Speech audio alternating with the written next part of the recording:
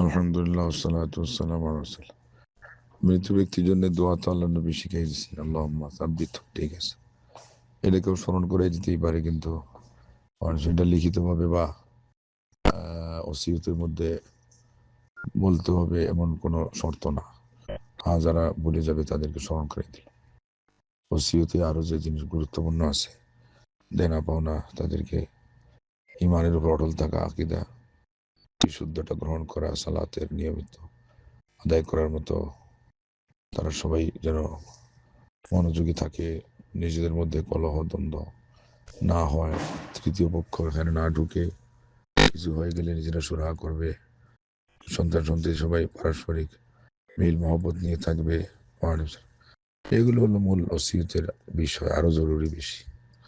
তারা যেন নেক হয়, তাইলে তাদের দোয়া মা বাপের কবরে পৌঁছায়, হাদিসে আসে যে বলে, এগুলো বলে যে দেনা পাওনা একদিক থেকে আরো জরুরি।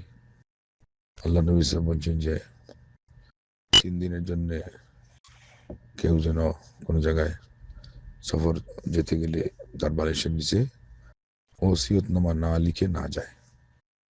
এটা ওসিয়তের গুরুত্ব বুঝাইলেন। এই ওসিয়তের মধ্যে তাদের অবস্থা ভেদে বিভিন্ন ব্যবধান আসবে। অভিভাবক হিসাবে ইমানের আলোকে পরকালের নাজাতের ভিত্তিতে যার যা বলার সেগুলো বলবে। তার মধ্যে এটা একটা